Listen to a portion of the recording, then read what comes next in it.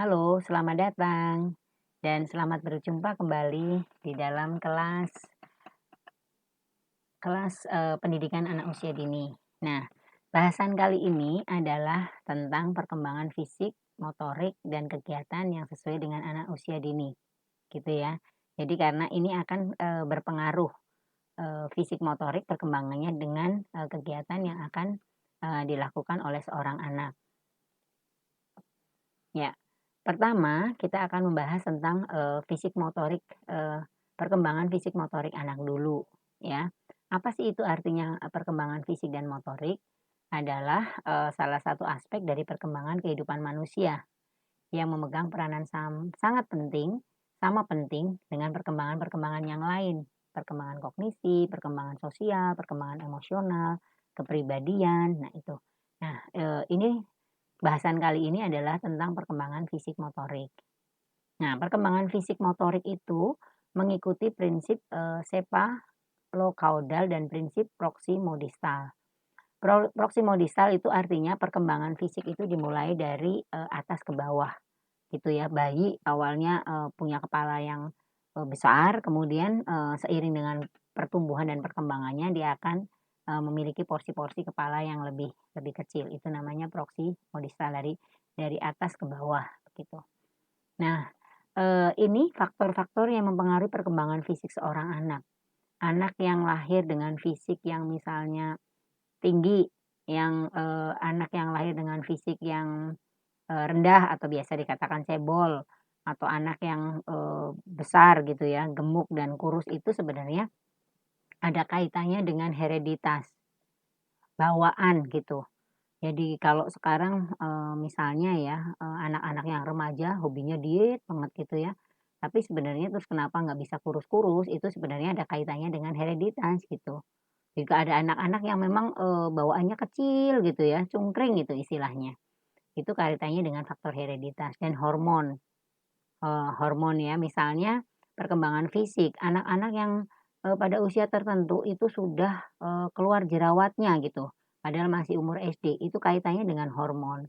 Hormon-hormon pertumbuhan seorang anak berbeda antara satu dengan yang lain. Kemudian nutrisi, anak-anak yang lahir dengan nutrisi yang baik, yang cukup gitu ya, tentunya akan berbeda perkembangan fisiknya dengan anak-anak yang terabaikan secara nutrisinya. Itu, kemudian penyakit infeksi. Nah, penyakit infeksi ini yang kemudian apabila diidap oleh ibu yang sedang hamil gitu ya, ini akan membawa, bisa menjadi cacat bawaan. Anak-anak yang lahir CP misalnya, ya CP atau anak-anak yang, spina bifida, itu kaitannya dengan, penyakit-penyakit, fisik. Kemudian faktor yang mempengaruhi perkembangan motorik anak, ini kalau tadi perkembangan fisik ya, kalau perkembangan motorik ini kita sebenarnya bedakan menjadi 2, perkembangan motorik kasar dan perkembangan motorik halus. Motorik kasar berkaitan dengan otot-otot besar, sementara motorik halus berkaitan dengan, perkembangan otot-otot kecil. Nah, untuk perkembangan motorik ini sendiri juga, sama seperti halnya perkembangan fisik, yaitu tadi karena faktor bawaan atau genetik. Berat badan saat lahir misalnya ya, itu ada anak yang bawaannya besar, ada anak yang bawaannya kecil, karena lahir kecil gitu misalnya kayak anak saya bawaannya kecil gitu ya. Faktor lingkungan, nutrisi, gizi, pemberian kesempatan bimbingan, pengasuhan, dan faktor, budaya. Nah, ini berikutnya kita akan bahas tentang karakteristik perkembangan fisik anak. Nah, perkembangan fisik anak ini akan berkembang sangat pesat di masa bayi dan toddler. Kalau kita ngomong toddler itu di bawah 2 tahun ya. Nah, pada masa prasekolah, bentuk tubuh anak menjadi lebih, proporsional. Prasekolah itu biasanya 3 sampai 6 tahun. Nah, itu lebih proporsional dibandingkan dengan masa sebelumnya. Nah, karakteristik perkembangan motorik anak ini ya, ada motorik kasar tadi yang seperti sudah saya jelaskan dan motorik halus.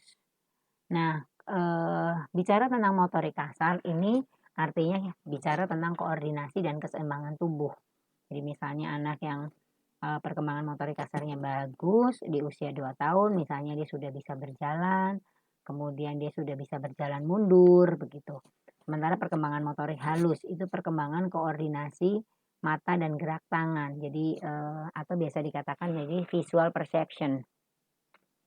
Dan kelenturan tangan juga mulai berkembang. Jadi ini yang berkembang adalah otot-otot halus. Misalnya kemampuan menggambar, kemampuan memegang pensil, kemampuan untuk yang berkaitan dengan pekerjaan jari-jari tangan, menjumput gitu. Nah, kita akan lihat ini perkembangan motorik halus seorang anak.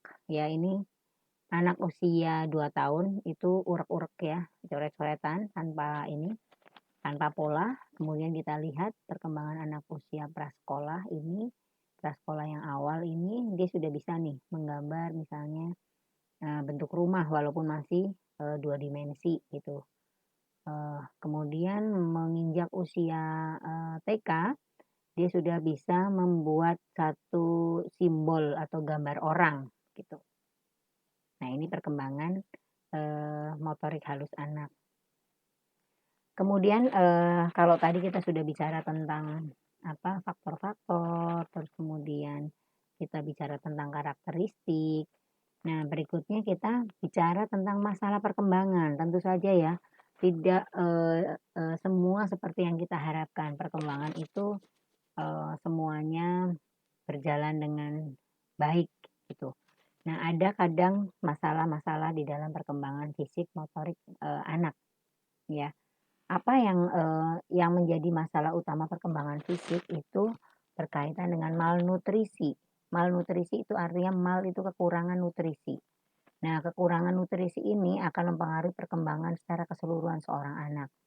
Perkembangan intelektualnya, perkembangan fisiknya, perkembangan motorik fisik, motorik ya, dan perkembangan-perkembangan lainnya. Nah, obesitas itu artinya kegemukan. Ya, masalah perkembangan motorik, kalau ini masalah perkembangan fisik. Nah, kemudian masalah perkembangan motorik itu motorik kasar. Itu yang berkaitan dengan otot besar, setidaknya ada 2, yaitu ketidakmampuan mengatur keseimbangan dan reaksi atau koordinasi yang kurang baik. Sementara kalau perkembangan motorik halus itu masalah-masalah yang sering kali muncul adalah anak-anak yang belum bisa menggambar bentuk bermakna, bahkan kadang untuk memegang pensil aja dia tidak mampu gitu ya, atau dia belum bisa mewarnai dengan rapi. Tentunya ini berkaitan juga dengan tingkat kematangan di otot-otot kecilnya. Nah, ini sekarang kita karena ini mata kuliah pendidikan anak usia dini, makanya saya juga akan membahas tentang kegiatan pembelajaran untuk aspek fisik motorik anak ini. Jadi hal yang bisa dilakukan misalnya. Nah, dunia anak adalah dunia bermain, sehingga belajar juga harus melalui bermain. Bermain sambil belajar, belajar sambil bermain, begitu ya. Sorry, ya benar. Belajar sambil bermain, bermain sambil belajar, begitu. Nah, mendorong menstimulasi anak bermain ini akan mengembangkan fisik motoriknya. Nah, untuk kegiatan pembelajaran itu sendiri, apa sih yang perlu diperhatikan? Yang pertama, peralatan dan lingkungan juga harus mendukung, ya. Kemudian perkenalkan dan latih anak dengan berbagai jenis keterampilan fisik motorik. Jadi harus bervariasi gitu. Jadi jangan hanya ngajarin anak lari terus tok ya. Nggak apa-apa itu juga bagus, tapi lebih banyak juga misalnya ngajarin berenang, terus kemudian ngajarin macam-macam kegiatan-kegiatan fisik yang lain. Sliding, kemudian bila perlu dia juga harus loncat-loncat, diputer, kemudian dia harus rolling ya, bergulung-gulung begitu. Nah, beraktivitas fisik ini tidak boleh membedakan gender. Artinya kalau misalnya anak laki-laki boleh bermain sepak bola, kemudian anak perempuan nggak boleh, itu nggak benar ya. Jadi anak laki-laki dan anak perempuan boleh aja main sepak bola, kemudian main motor-motoran, dua-duanya boleh. Kemudian main main layangan, kemudian apapun ya. Jadi semua sebenarnya aktivitas itu tidak membedakan gender. Kemudian di dalam melakukan aktivitas, perhatikan gerakan dan postur yang benar. karena ini nanti, bila tidak dilakukan secara benar, bisa menyebabkan cedera fisik. Kemudian dan sabar dan jangan memaksa, jangan membanding-bandingkan. Anak yang satu berbeda perkembangannya dengan anak yang lain, meskipun dalam satu, usia atau kohort yang sama. Nah, kita sebagai pendidik mestinya harus lebih sabar dan, melihat untuk setiap perbedaan individu yang seperti sudah dijelaskan tadi, ya. Demikian, kemudian nah, eee, kita akan bahas lebih lanjut juga tentang kegiatan pembelajaran pembelajaran untuk perkembangan fisik anak. Eee, Berikan waktu bermain di luar yang cukup. Jadi, ada kalanya orang tua itu atau pendidik juga seringkali takut anaknya masuk angin kalau belajar di luar, apalagi kalau lagi waktunya hujan gitu ya. Ya mungkin kalau lagi hujan sih memang sebaiknya bermain di dalam ruangan, tetapi kalau panas sedikit juga tidak apa-apa gitu. Orang tua seringkali, melarang anak-anaknya bermain ketika matahari lagi, apa namanya, menyapa, ya hangat menyapa, takut anaknya jadi hitam, padahal itu hal yang bagus ya. Kemudian, adakan misalnya kegiatan-kegiatan senam pagi, kegiatan-kegiatan, fisik pagi ya, jalan-jalan pagi, pemilihan material permainan, pemberian nutrisi yang tepat, kemudian ada waktu, istirahat yang cukup. Misalnya di dalam setiap aktivitas anak, harus ada jeda untuk istirahat dan jangan lupa minum air putih, air mineral, gitu ya. Berikutnya ini, kegiatan pembelajaran yang dapat meningkatkan pertumbuhan motorik kasar, anak usia dini. Misalnya ya, ini, untuk melatih keseimbangan. Jadi untuk kalau, sebenarnya indera kita kan ada yang namanya indera vestibular, itu ada di indera bagian dalam, jadi telinga bagian dalam. Itu, berkaitan dengan keseimbangan tubuh. Nah, apa aja yang bisa dilatih?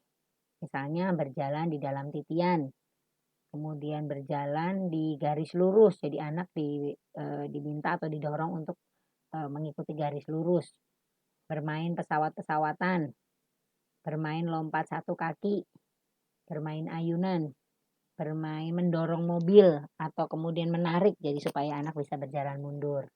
Kemudian permainan yang meningkatkan koordinasi, kecepatan, dan ketepatan. Ini terkait dengan indera proprioseptif, anak gitu ya, yang berkaitan dengan, kesadaran akan ruang. Nah, koordinasi bagaimana, kesadaran akan ruang dan tubuhnya. Misalnya, aktivitasnya apa aja, itu, lempar bola, ya lempar tangkap bola gitu, kemudian lompat kodok, lomba lari bergelantung di tiang dan misalnya, berputar, kemudian anak, berguling, kemudian anak apa namanya, melompat-lompat. Nah gitu, ini permainan, untuk meningkatkan koordinasi, kecepatan, dan ketepatan. Nah,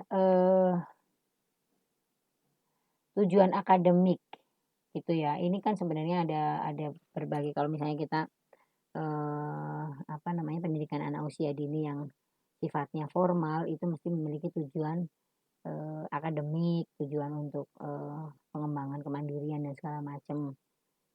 Nah, demikianlah teman-teman pembelajaran, pendidikan anak usia dini kali ini. Saya cukupkan sampai di sini, sampai ketemu di waktu yang akan datang. Terima kasih.